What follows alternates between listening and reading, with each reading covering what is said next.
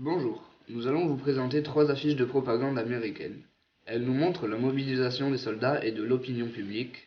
Nous allons nous interroger aussi pour savoir quels sont les idéaux qui sont évoqués.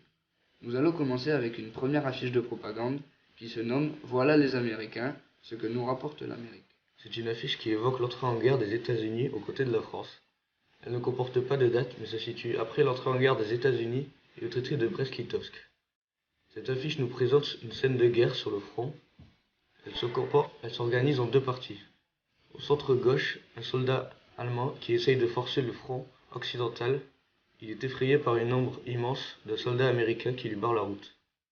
La deuxième affiche de propagande est une caricature qui représente l'Allemagne comme une bête aux dents acérées, assoiffée de sang qui ravage l'Europe. L'affiche est aussi un appel à l'aide vers les États-Unis pour qu'ils viennent sauver l'Europe de la barbarie allemande.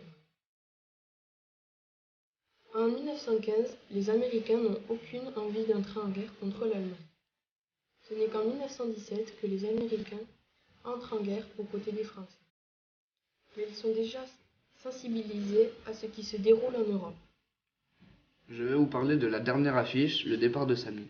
Le départ de Samy, écrit en 1914 sur le Petit Journal, il évoque le Samy qui va partir en guerre. Sa femme l'embrasse une dernière fois, son fils lui tient son fusil avant qu'il parte. Ce signe est symbolique. Samy va partir en guerre.